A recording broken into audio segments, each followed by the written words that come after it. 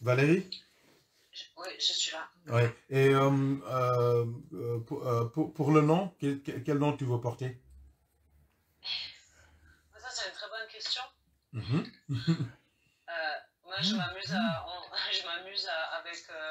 J'aime beaucoup le soleil. Shemzi, je ne sais pas. Ouais. Ok. Et.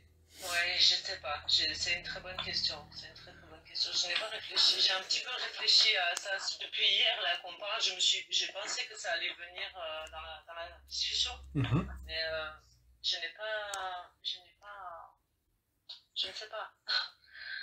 Voilà. Ok. Je vous dis, je ne suis pas, comment dire, les rituels et puis je ne connais pas. Voilà, je commence à zéro vraiment. À part quelques formulations, Mhm. Yeah. Moi, j'avais pensé Indo. C'est ça, c'est les anciens, ça. Beau. Oui, tout à fait beau. D'accord, on y va, et Inch'Allah.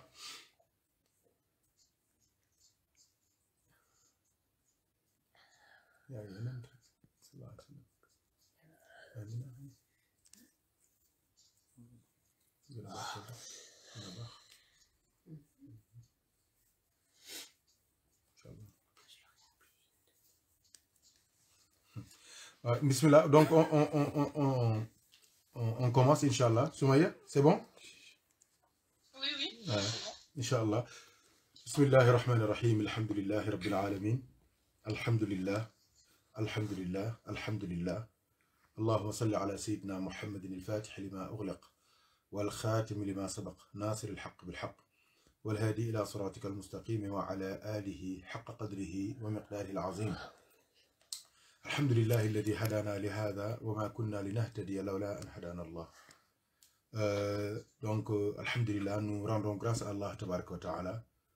Nous le remercions et nous le remercierons jamais assez pour tous ses bienfaits, ses faveurs incommensurables, incalculables, insondables, ces faveurs sans limite, dont la plus grande est la guidée, le fait d'avoir le prophète Sayyidina Muhammad sallallahu alayhi wa sallam comme maître, comme référence, comme guide, comme prophète,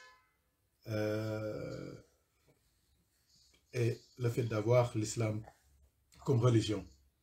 Allah tabaraka wa ta'ala nous a intimé l'ordre de le remercier, car dans le remerciement d'Allah tabaraka wa ta'ala, dans la grâce d'Allah tabaraka wa ta'ala, se trouve l'augmentation. Allah il dit la in shakartum la azidannakum.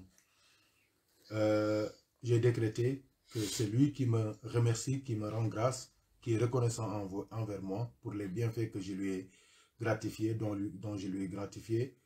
Je vais augmenter ses bienfaits, je vais les accroître et je vais les bénir.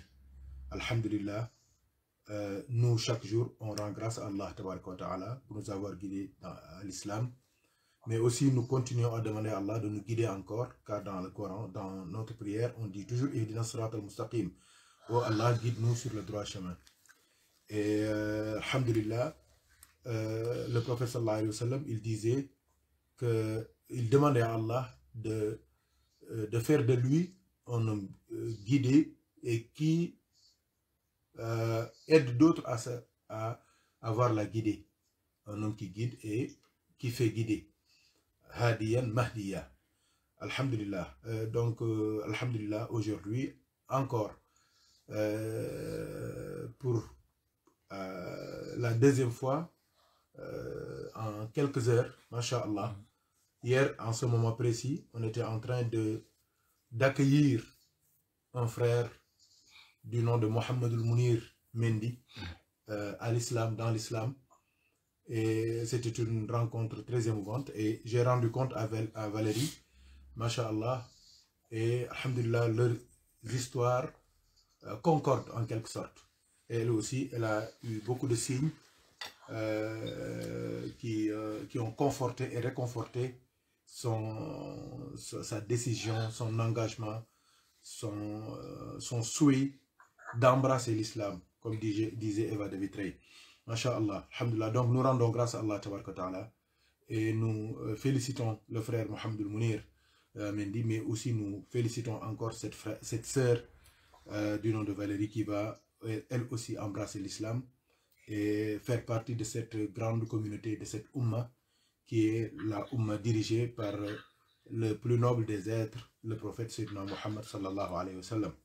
Donc pour être simple, après avoir remercié Allah tabaraka wa ta'ala pour ça, car cette occasion, cette faveur ne provient pas de l'argent, ou bien de la science, ou bien de la lecture, ou bien de tout cela, non. C'est une faveur d'Allah tabaraka wa ta'ala et qui ne provient que d'Allah. Wa ma bikum min ni'matin wa min Allah.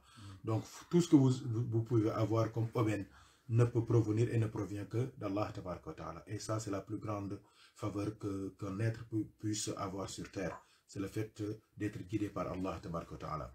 Ça, c'est la première chose. La deuxième chose, c'est que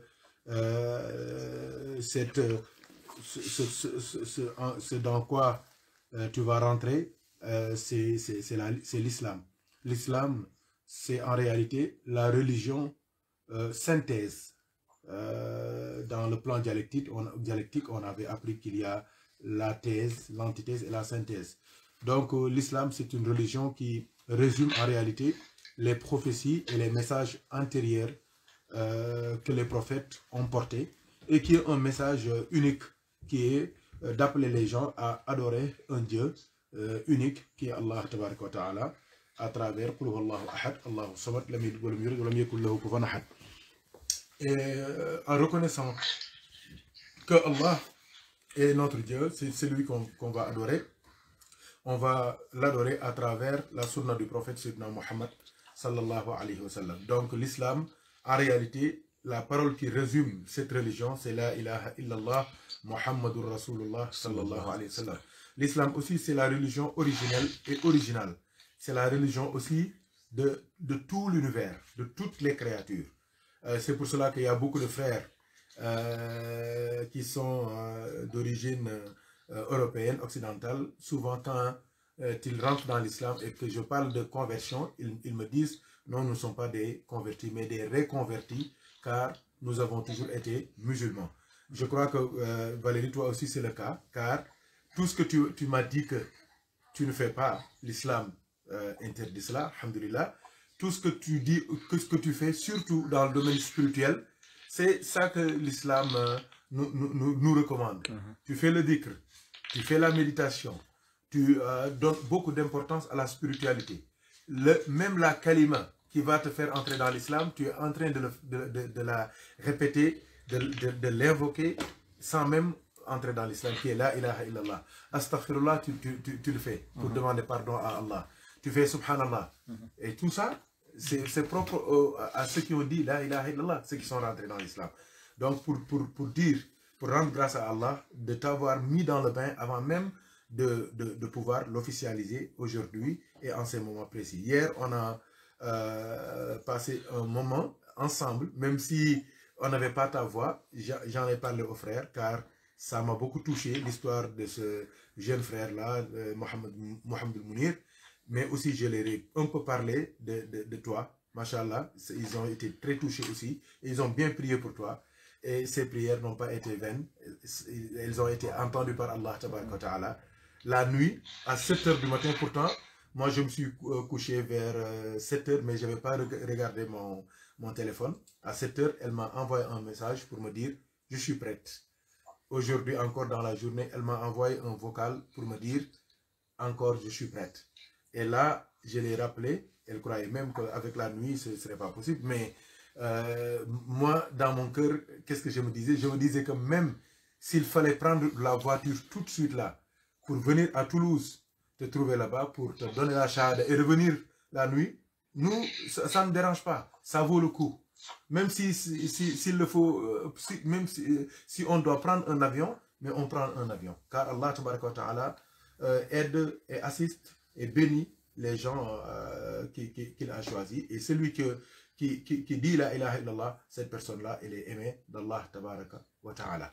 Donc, l'islam, en principe, c'est ça. C'est une religion synthèse. C'est une religion venant d'Allah tabaraka wa ta'ala, prônée par un être, le plus noble des êtres, le prophète Mohammed sallallahu alayhi wa sallam.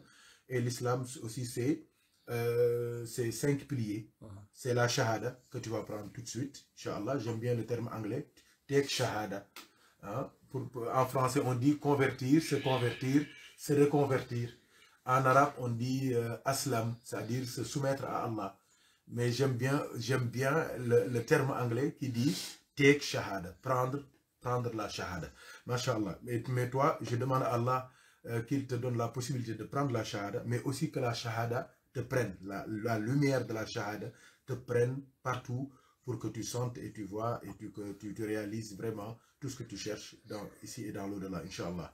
Donc l'islam, c'est la shahada. C'est le premier pilier. Le deuxième pilier de l'islam, c'est quoi? C'est la prière. Et tu m'as parlé un petit peu de tes prières, même si ce n'est pas la prière proprement dite, mais tu as dit tes rituels, tes actions que tu avais, et c'était ta façon de te connecter au Très-Haut. J'ai lu tes premiers messages, ça m'a beaucoup touché. Je savais que tu étais très proche de la vérité, il suffisait seulement d'un coup de pouce, d'une aide venant d'Allah pour que ton cœur s'ouvre à l'islam. Le troisième pilier de l'islam, c'est quoi? C'est le jeûne du mois de Ramadan. Ça, tout le monde le sait. Donc, c'est une fois dans l'année, pendant un mois, Inch'Allah ta'ala. Donc, le monde musulman observe le jeûne du mois de Ramadan, comme tu le sais. Le quatrième pilier de l'islam, c'est quoi? C'est la zakat. La zakat, c'est ce qu'on appelle l'aumône légal. L'aumône légal, c'est 2,5% de ton avoir que tu as gardé pendant un an et qui a atteint ce qu'on appelle le nisab qui change d'une année à une autre, mais c'est vers entre 4 000, 4 500, 5 000 euros. Donc si tu gardes ça pendant un an, donc tu sors 2,5% comme zakat, masha'Allah. Le cinquième pilier de l'islam, c'est quoi? C'est le hajj. Le hajj, c'est de faire le pèlerinage à la Mecque, au lieu saint de l'islam, et faire la ziyara au prophète Sayyidina Muhammad sallallahu alayhi wa sallam. Et ça, c'est assujetti à une condition, c'est d'avoir les moyens, la santé, hein, la possibilité de partir faire le hajj qui est obligatoire une seule fois dans la vie, mais si on peut le faire encore, la umrah et tout cela, c'est encore bénéfique, c'est encore bénéfique pour celui qui les fait. Donc, en principe, c'est ça les 5 piliers de l'islam. Maintenant, tout le reste, c'est les recherches, c'est la lecture. Tu es bien entouré. Ça me rassure, bien que Soumaya assiste à cela, alhamdulillah. Tout ce qui est purification, elle pourra t'aider, t'orienter rapidement. Pour l'enseignement aussi, elle aussi, mashallah, elle a fait beaucoup d'efforts. Elle a beaucoup appris, alhamdulillah, et c'est une assoiffée de science, de savoir. Elle apprend toujours, elle fait des recherches toujours. Donc, elle peut t'aider beaucoup. Il y a aussi le frère Ndiogu qui est avec nous, qui est très disponible aussi, et qui aide beaucoup les frères qui viennent de prendre le wird de Tijani ou bien qui viennent de rentrer dans l'islam, qui les aide aussi à persévérer, à avancer dans ce sens-là. Il y a aussi notre femme qui est là, avec qui tu as parlé. Ils sont tous disponibles. Il y a les autres frères aussi, masha'Allah. Tu peux compter sur eux pour toutes tes questions, tes questionnements, ton avancement, ton évolution, ton cheminement. Et alhamdulillah, on est très tranquille par rapport à cette situation, parce que c'est la même chose. Vous avez presque la même histoire avec le frère Mohamed Mounir. Parce que lui, avant même d'entrer dans l'islam, il était plongé dans la spiritualité. Il a même vécu hier une station spirituelle qu'on appelle le Tajrid, le Tawakkul, qui est l'une des plus grandes stations spirituelles dans la wilaya. Le fait de mettre toute sa confiance, une confiance totale, sa confiance totale en Allah. Regardez-lui, il a eu des problèmes, il voulait rentrer dans l'islam, il a eu des problèmes au niveau de sa famille, on l'a jeté dehors, il a quitté sa ville sans rien avoir pour aller se convertir à l'islam, sans connaître personne là où il va. Et Allah l'a pris par la main, l'a mis en rapport avec un de mes disciples là-bas au Sénégal, qui s'appelle Pape Massa Diop, et celui-là nous a mis en rapport, et alhamdulillah, l'histoire a commencé comme ça.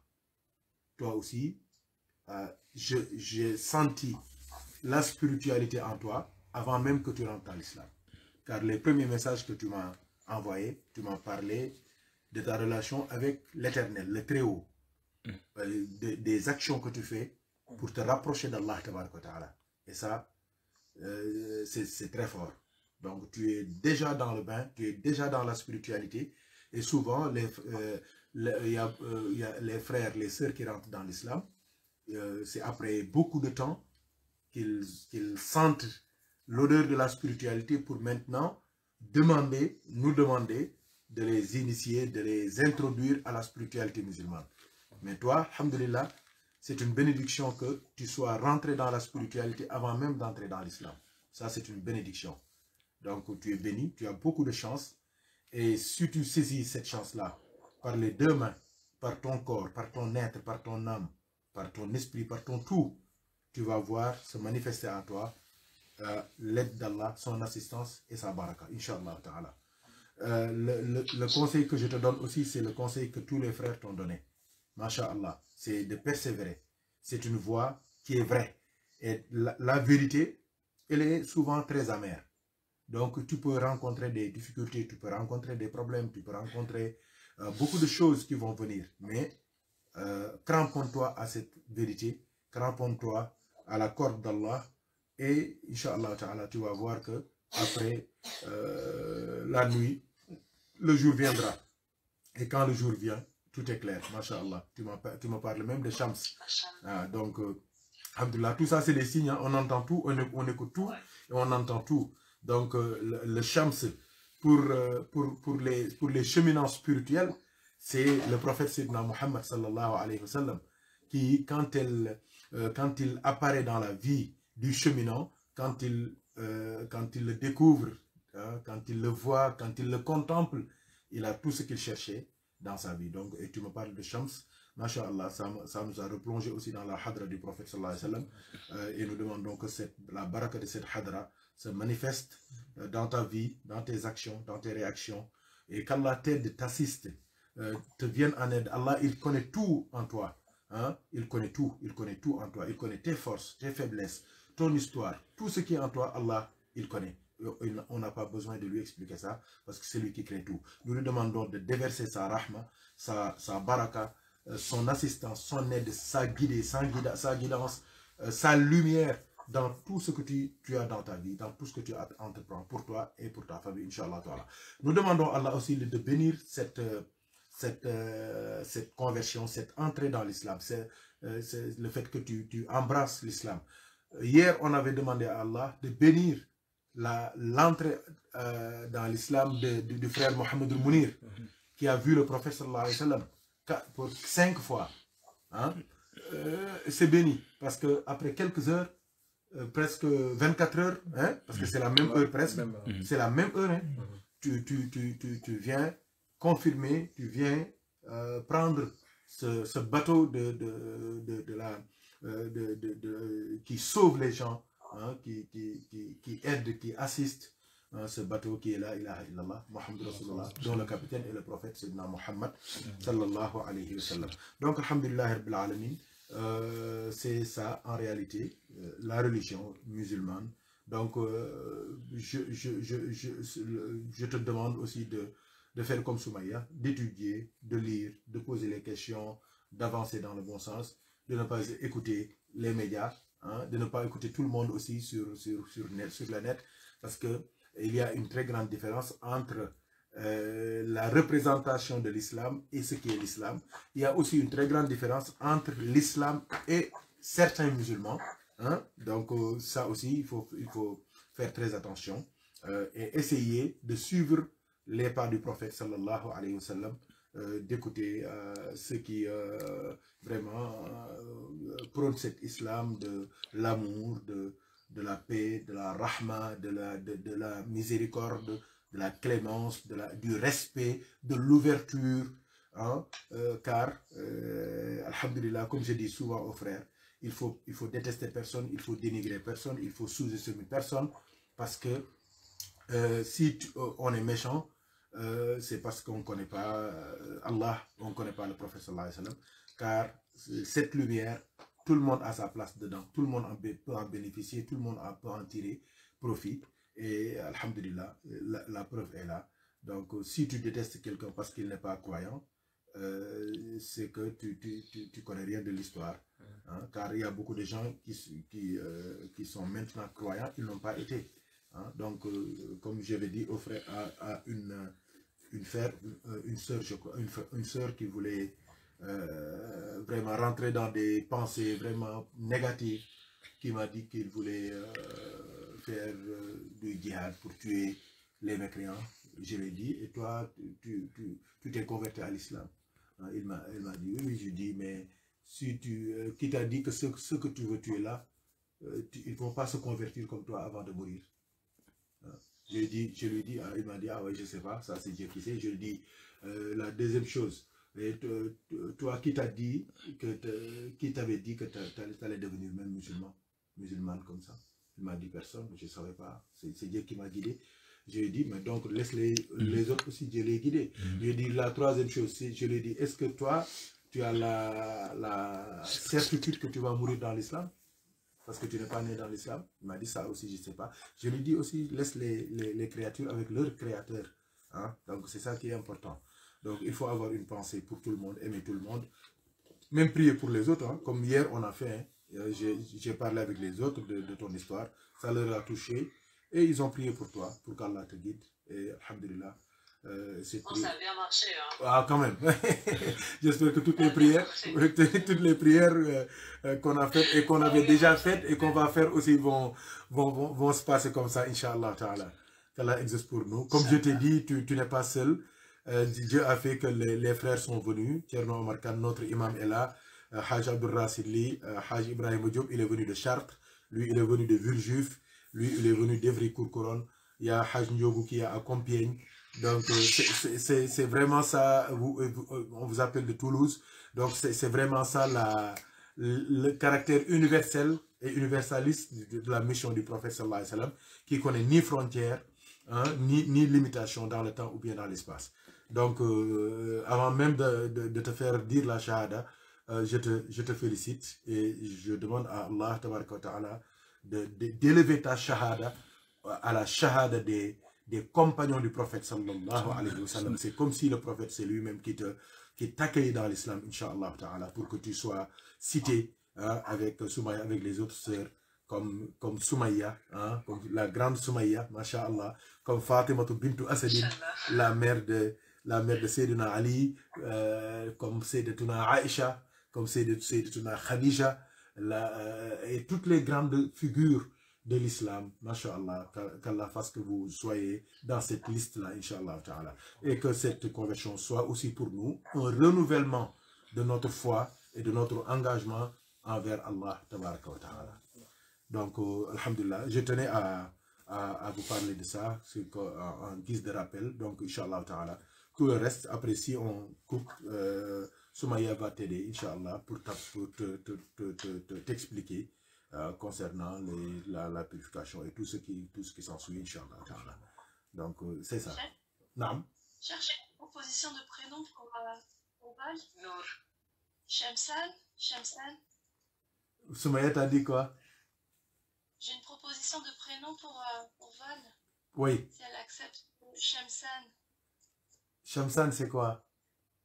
C'est Shams, c'est un nom voilà, c'est un nom qui est lié à la lune, au soleil. Shamsan. Ok. Sister, j'ai pensé à Nour en fait, j'ai pensé à Nour aussi. D'accord.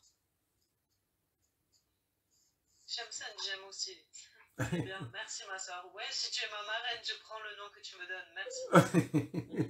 C'est ça, c'est ça. Ouais. Masha'Allah. Shamsan et Nour, tout ça, ça parle de la lumière. Hein? Hein? Tout ça, c'est la lumière. Hein? C'est l'appel d'aujourd'hui. Hein? C'est ça. C'est l'appel d'aujourd'hui, vraiment. Ouais. Je vous ai raconté chez vous. Au féminin. Entrer dans la lumière. Ouais. C'est entrer dans la lumière. Merci. Alhamdulillah. Alhamdulillah. Inch'Allah, tout va s'illuminer, Inch'Allah ta'ala. Inch'Allah ta'ala. Inch'Allah ta'ala. Bismillah. Si tu es prête, Inch'Allah, tu vas répéter avec moi en arabe pour la baraka, comme le faisait le prophète sallallahu alayhi wa sallam. Et après, on va répéter ça en français aussi, Inch'Allah ta'ala. C'est bon? Je suis prête. Ah, bismillah, alhamdulillah. Tu dis ashhadu. Ashhadu. T'as ton index bien levé pour l'unicité d'Allah. Main droite. Ouais, main droite, index vers le ciel. Ok. Comme ça, c'est bon? Oui. Ashhadu. Ashhadu. An. La ilaha. إلا الله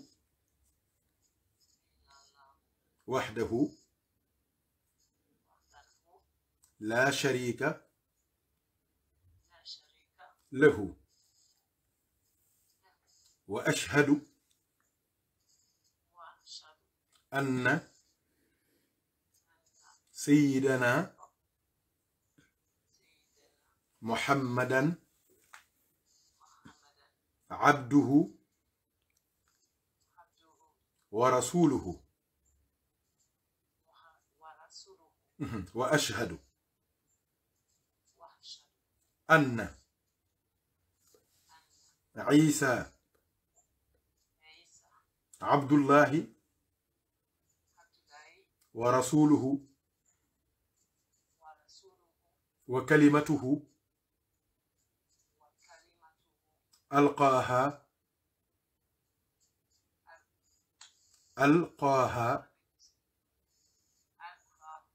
إلى مريم. Je témoigne qu'il n'y a point de Dieu qu'Allah et que Mohammed est son envoyé et son serviteur. Je témoigne aussi que Jésus est le serviteur d'Allah et son envoyé. Et sa parole qu'il envoya à Marie. Alhamdulillah. Dis Alhamdulillah. Donc je te félicite. Maintenant tu es musulmane. Alhamdulillah. Tu crois en ce que nous croyons. Tu espères ce que nous espérons, c'est-à-dire le pardon d'Allah, la rahma d'Allah, et entrer au paradis avec le prophète Mohammed sallallahu alayhi wa sallam. Tu vas pratiquer ce que nous pratiquons, c'est-à-dire la prière, le jeûne, la zakat, le hajj et toutes les bonnes actions. Tu vas t'efforcer aussi à vraiment être une lumière qui va briller de par tes bonnes actions, de par tes bonnes intentions, de par ta bonne compagnie, mais aussi de par tout ce qui va sortir comme résultat de tes actions par rapport à Allah et son prophète Sayyidina Muhammad et à l'islam, Inch'Allah ta'ala. Continue à persévérer, à demander à Allah de t'aider, de t'assister, car tout ça, ce n'est ni force, ni pouvoir, ni tout ce qu'on peut voir sur terre, mais ce n'est que la manifestation de la miséricorde d'Allah tabaraka wa ta'ala. Je te félicite et je te souhaite la bienvenue dans l'islam parmi cette communauté qui compte plus de 1,7 milliard de membres aussi, dont le guide s'appelle Sayyidina Muhammad Rasulullah sallallahu alayhi wa sallam. Bienvenue dans l'islam. Donc, si on se voyait, vraiment, les sœurs t'auraient bien embrassé, masha'Allah. Mais elles t'embrassent par le cœur, c'est sûr. Soumaya et ma femme, mais aussi toutes les sœurs qui auront la chance, Inch'Allah, de voir ces moments. Alhamdulillah. Félicitations. Merci. Alhamdulillah. Inch'Allah. Soumaya, tu peux lui dire quelques mots avant qu'on fasse le doigt pour elle. Inch'Allah.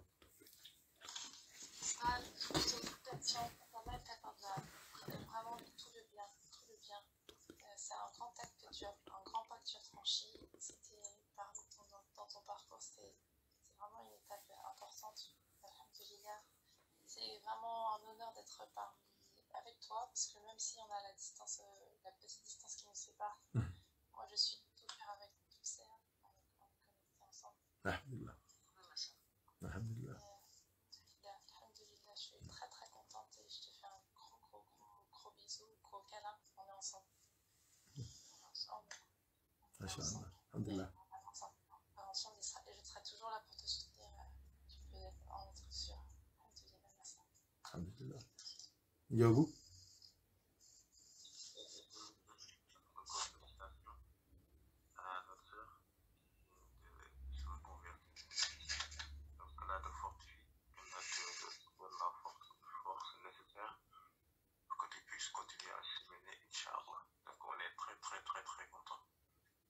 De pouvoir assister à ça. Que la facilité, Inch'Allah. Donc, Inch'Allah, pour terminer, je vais donner la parole à Haj Tcherno Omar. Il y a le frère Racine qui va traduire pour lui, Inch'Allah Ta'ala. C'est notre imam. Donc, pour que, Inch'Allah Ta'ala, Allah mette la baraka dans cette belle rencontre, Inch'Allah, que ça soit la porte pour des milliers, voire des millions même d'occasions de ce genre, Inch'Allah Ta'ala. Et qu'Allah t'assiste, Inch'Allah Ta'ala. Alhamdulillah Rabbil Alamin. Alhamdulillah.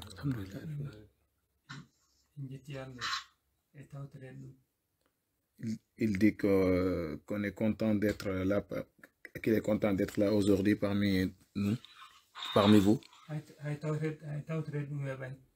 Même être là aujourd'hui, même ça, c'est pas donné à tout le monde. C'est une chance. Donc, alhamdulillah, nous aussi, le fait qu'on soit là aujourd'hui, on est content et on remercie Dieu d'être là aujourd'hui. Et on vous dit aussi bienvenue dans la maison du prophète Muhammad sallallahu alayhi wa sallam. Aujourd'hui, personne n'est plus légitime que vous, que toi.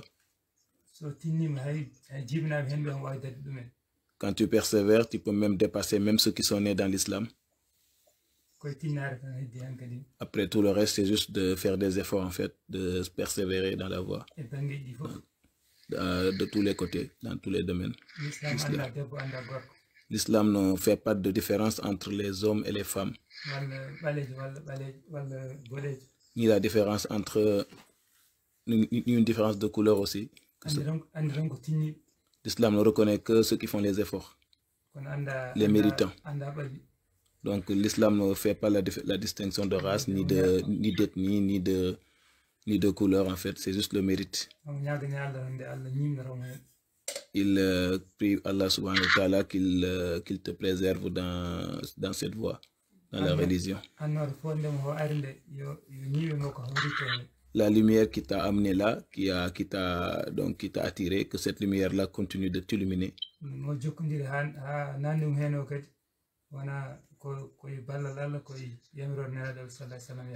Et aussi le cheikh qui t'a converti aussi, il est dans cette voie-là. Donc c'est par autorisation du prophète Muhammad sallallahu alayhi wa sallam et aussi par la grâce de Dieu.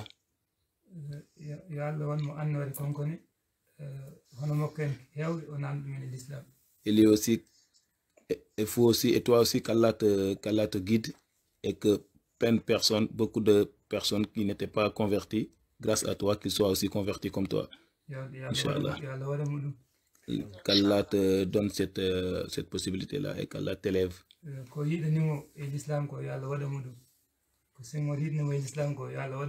que le Cheikh veut pour toi dans l'islam, qu'Allah te donne ça en fait. Parce qu'il sait qu'il a beaucoup d'envie pour toi dans cette religion et qu'Allah le fasse, Inch'Allah. On te dit le bienvenue dans la religion de l'islam. Assalamu alaikum wa rahmatullah. C'est notre imam, il parlait en poulard.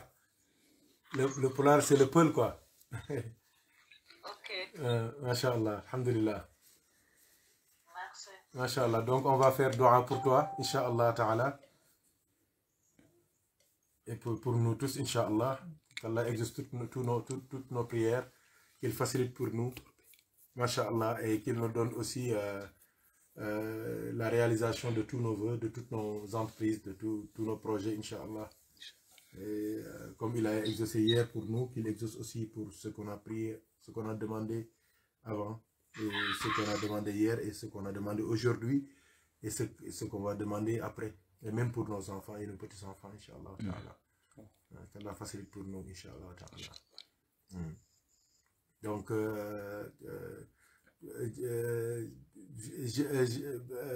pour le nom, il y a Shams qui est venu, il y a Shamsan, il y a Nour qui est venu, donc il y a au moins 3 noms. Mais le Shams, le Nour, le Shamsan, tout ça nous rapporte, nous retourne vers le prophète Sayyidina Muhammad sallallahu alayhi wa sallam, qui est la lumière d'Allah et sa manifestation. Et le prophète aussi, il est venu par l'entremise de sa noble maman qui s'appelle Amina, Masha'Allah.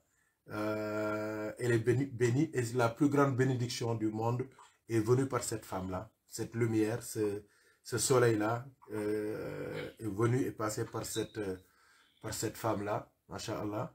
Et je veux que, Inch'Allah ta'ala, toi aussi, la baraka de Sayyidatuna Amina t'englobe, hein, te perce, te touche dans toute ta vie, Inch'Allah, pour que tu sois la porte, toi aussi, à beaucoup de bonnes choses.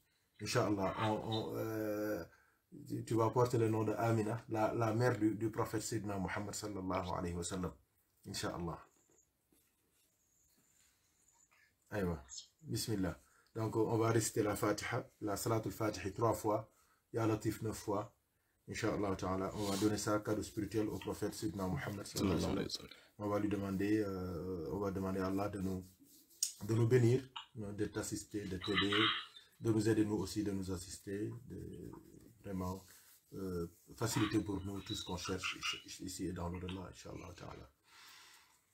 Ndiogu baax na. Alhamdulillah. Ah, elle est là? Ok. Masha'Allah. Célia, j'avais tellement voulu qu'elle assiste à la conversion du frère Mohamed El-Mounir et, alhamdulillah, le vœu est exaucé. Là, elle est là aujourd'hui. Et pourtant, tout à l'heure, quand j'ai regardé l'heure, c'est pour cela que je n'ai pas osé l'appeler pour qu'elle assiste. Mais j'avais pensé l'appeler pour qu'elle assiste à cet événement. Mais alhamdulillah, heureusement, elle est là avec nous. Donc, Célia, c'est une sœur aussi, convertie à l'islam aussi, qui a pris le wird aussi, masha'Allah, et qui fait beaucoup d'efforts aussi, masha'Allah, pour se rapprocher d'Allah, pour vraiment évoluer et avancer dans un bon cheminement spirituel, masha'Allah. Donc, transmets-lui nos salutations les plus chaleureuses et nos amitiés aussi, masha'Allah, et celles de tous les frères qui sont avec nous, incha'Allah ta'ala. Donc, masha'Allah, bismillah. Inch'Allah, qu'Allah facilite, masha'Allah, comme a dit Amina tout à l'heure, elle a dit que ça a marché, la prière. Inch'Allah, on va remercier Allah, on va lui rendre grâce, Inch'Allah, très profondément, pour qu'il ajoute encore, qu'il augmente encore, Inch'Allah, pour que elle aussi, ses parents puissent aussi embrasser l'islam, Inch'Allah Ta'ala. Qu'Allah facilite pour ses parents. Je sais que ça lui est très très cher. Alhamdulillah, mais Dieu guide qui il veut. Et comme il veut. Masha'Allah. Qu'Allah les guide, qu'Allah leur ouvre le cœur et il déverse la foi et l'amour d'Allah et du prophète Sayyidina Muhammad sallallahu alayhi wa sallam. Inch'Allah, qu'Allah facilite. Inch'Allah Ta'ala. Bahna. Mok yi bahna. Ya? C'est bon? Tiens, ma kabir fait nous. Ouf, Masha'Allah. Masha'Allah. C'est important. C'est important. Masha'Allah. Je remercie l'imam pour ces paroles de lumière qu'il a eu à dire. Masha'Allah. Tiens, Seydou Nourou. Masha'Allah. La baraka de Cheikh Omar. Masha'Allah. Masha'Allah. Alhamdulillah. Alhamdulillah. Bismillah. بسم الله الرحمن الرحيم الحمد لله رب العالمين الرحمن الرحيم مالك يوم الدين إياك نعبد وإياك نستعين اهدنا الصراط المستقيم صراط الذين أنعمت عليهم غير المغضوب عليهم ولا الضالين آمين اللهم صل على سيدنا محمد الفاتح لما أغلق والخاتم لما سبق ناصر الحق بالحق والهادي إلى صراطك المستقيم وعلى آله حق قدره ومقداره العظيم اللهم صل على سيدنا محمد الفاتح لما أغلق والخاتم لما سبق ناصر الحق بالحق والهادي إلى صراطك المستقيم وعلى آله حق قدره ومقداره العظيم اللهم صل على سيدنا محمد الفاتح لما أغلق والخاتم لما سبق ناصر الحق بالحق والهادي إلى صراطك المستقيم وعلى آله حق قدره ومقداره العظيم يا لطيف يا لطيف يا لطيف يا لطيف يا لطيف يا لطيف يا لطيف يا لطيف يا لطيف إن الله وملائكته يصلون على النبي يا أيها الذين آمنوا صلوا عليه وسلموا تسليما صلى الله تعالى عليه وعلى آله وصحبه وسلم تسليما سبحان ربك رب العزة عما يصفون وسلام على المرسلين والحمد لله رب العالمين الحمد لله الحمد لله الحمد لله الحمد لله الحمد لله الحمد لله ما شاء الله